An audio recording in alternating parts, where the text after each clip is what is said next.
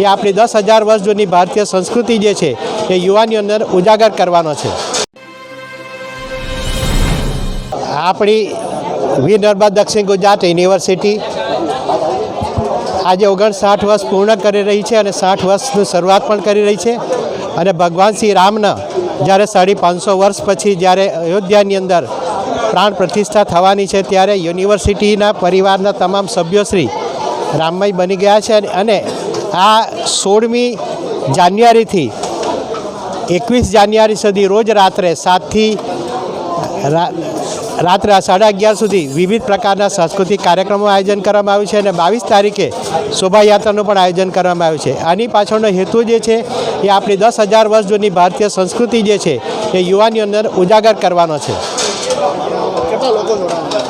આની અંદર ખૂબ મોટી સંખ્યામાં એટલે કે 10,000 કરતાં વધારે લોકો આ શોભાયાત્રામાં પણ જોડાશે અને દરરોજ 2,000 કરતાં વધારે આ અમારી સાંસ્કૃતિક પ્રવૃત્તિઓમાં જોડાશે।